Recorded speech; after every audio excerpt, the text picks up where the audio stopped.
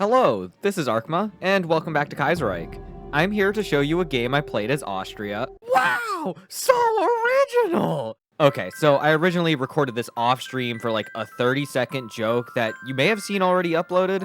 Well, this game turned into an extremely long session that went to 1948, and I felt it necessary to talk about it. Let's start with the nation, Austria. Not too much has changed, but a notable one is the annexation national focuses for the USGA, or the United States of Greater Austria. Now, when you do the Annex Cisleithania, you will not annex Slovakia and Transylvania. I guess since they were under the Crown of Hungary, they will not get annexed until you do the event to annex Hungary proper. As for my gameplay, I did things a little differently. I decided to commit to the mech medium tank strategy I tend to do with Austria, though I didn't make too many airplanes, and I also invested in light tanks to use as support recon. And I put those not just in my tank divisions, but as well as my infantry. I'm not sure how well it worked out over not using them, but it was a difference. One major focus change I did was early game. I committed to the military side first to get better tanks and mech earlier. This isn't necessarily new, but the divergence comes with me going for Austro-Daimler after, instead of immediately starting the Federation focuses post-Danube War. I kinda like this overall, despite the definite unrest that came from it. It allowed me to prep what I needed, and it also opened me up to do the Reconstruction focuses while waiting to complete Federation. Also, a new change, I didn't gain any of the Crownland's troops, but I instead got a training speed reduction for a decent period of time, so I was able to shoot out units for a while. I personally really like this change, it's really nice. Notable history events that took place were the French exiles constantly getting beat up by the African states, who rebelled early and were never stopped. This meant that the Entente were very ineffective and lost quite early.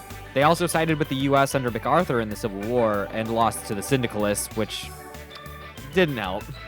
With Australia also going Syndicalist, they had very little go right. They did team up with the Reichspakt, but when they capitulated, it just didn't matter. On the Italian Civil War, it went very badly for the Syndicalists. Changes meant that the two Sicilians were able to hold and then even push back, and then the Republicans joined and it was basically over. I set an amount near to back the two Sicilians, but it didn't really mean much. In a great turn of events, both winners asked to join the Donau-Adria Bund, and I accepted. They then proceeded to unify into an extremely powerful Italy that did as much, if not more, crazy stuff than I did. The Ottomans got curb stomped by the Cairo Pact, while Bulgaria got bodied by the Balkan Pact. The Balkaners, though, didn't declare war on me, so I had to intervene. The Second Weltkrieg didn't even start until late 40, with the Syndicalists and an independent Poland declaring war, putting the Germans in an awkward position, but they held decently. Just before, the Germans had split Ukraine with the Russians when they revolted, and I don't know if that affected when they were going to join the war, but Russia didn't join until a little later, and Poland then joined the Moscow Accords. With this all going down, I was getting impatient with the Serbians and Romanians, so I justified on them. Justifications ended up being how I fought every war after the one with the Hungarians. While I fought the Balkan boys, so I didn't have to be on the back foot later, I never got the decision to join against the Russians or the Syndicalists, the former nation sharing a border with me, which would have meant I could have entered had it been available. I also fought the Germans, but more on that after. Post-edit Arkma here. I think the issue was that I didn't form the Donau-Adria Bund through the national focus, or rather, I didn't do the focus to, make it, and I think once you do that, then you get the option to join in the war. It just took me, way too long to do it, so, yeah. Back to the video. The Balkan War was rather interesting. I had at least 15 tank divisions ready by the time I declared war, and I made sure to space all my units around the Romanian uprising in the area. I then blitzed over the open terrain and just didn't stop. These tanks had a speed of 6.9 kilometers. Nice. And the Romanians and later Serbs could not do anything to stop them. After puppeting them, as well as Albania, who was on their side, I started justifying on Russia to help in the east since it wasn't looking too good. When the war was declared, my tanks managed a very fast spearhead to the Baltic coast and encircling a good amount of Poles and Russians.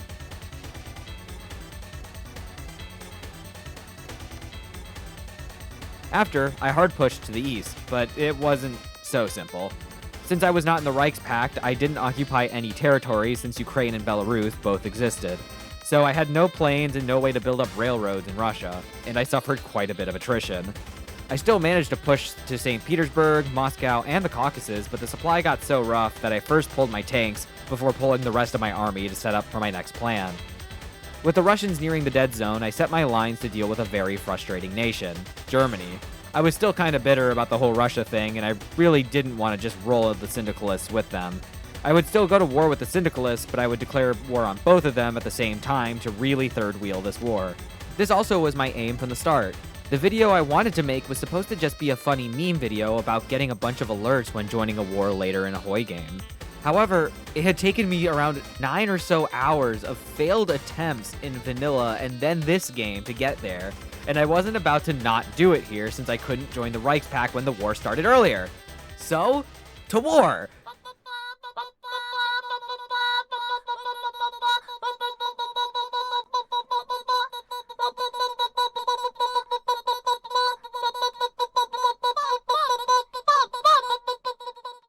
Alright, so Germany definitely was not ready for the rolling that came to them.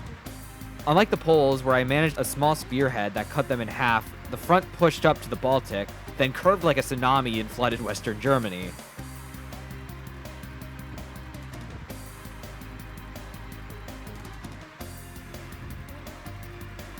This destroyed the Reichspakt and then Germany, and meant France was open. The US under the Syndicalists were in the war at this point, but it didn't stop my tanks or the Italian infantry from rolling over them, and continuing into Spain, which was also in their faction.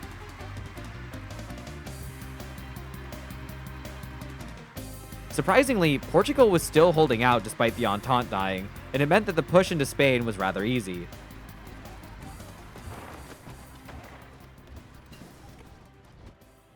With the Mediterranean now on lockdown, I now had to deal with Britain. So I brought the KUK Marine with a bunch of shiny subs over to the English Channel. While I did that, the Italians went on a bunch of adventures to mop up North Africa and the remaining Reichspakt holdouts like Russia and the Scandinavians. After some fighting and attempts at landings, I got one with my tanks in, and after it almost falling apart, I managed to secure the beaches and a port, and quickly took the island. After a naval invasion of Ireland, I now had enough distance to attack the US and France in exile in Canada. Note, I was not at war with Iceland or Denmark, so no Greenland travel. After taking Newfoundland, I realized a problem. This is late game USA, and I'm going to have a bad time attempting anything. I actually reloaded a few times because I kept trying to naval invade ports, but the US ports lie on like the border of provinces, and I kept thinking I had a landing port only to get murdered for it. I eventually got one just north of Maine, but the issue was then, how do I push? And nope, not happening. With no air and the US having a lot of divisions, it was not happening. However, I had a huge industry, so theoretically, I should be able to just mass-produce planes, right? Well, there is a big issue in the room. Do you remember earlier when I said I justified all the wars I declared? Well, that meant all my wars were offensive, affecting my stability and my war support. This meant I was stuck on extensive conscription for the whole game since I didn't have enough war support to raise it. It was not the only factor, as I was also having convoys raided, but it overall meant I had no manpower for most of the game. I did start deleting divisions, but those would quickly reinforce other divisions and meant I would not be able to build too many planes or really push. So after landing, I made slight tile gains that were then lost, fighting mostly defensive until 1948 came and I could stop. I eventually got nukes in late 47 and dropped one on Washington, D.C. out of spite.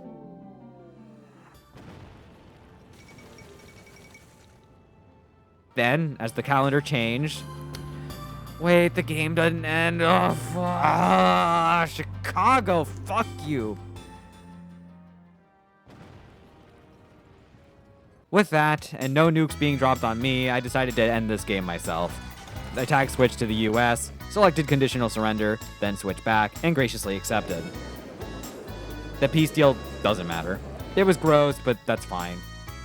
I was technically at war with Transmore as well, but with how the Germans butchered Russia, I was not about to deck on Siberia to get them at 4 in the morning. With that, this game is over. It was a lot of fun until I went to America. Then everything was pain. I'll try and mess with Austria more to understand why I didn't have those decisions to join the war, or to try out some different templates, but for now, I'm done. Thank you all for watching, and here's the funny meme again that I wanted to make that then turned into this.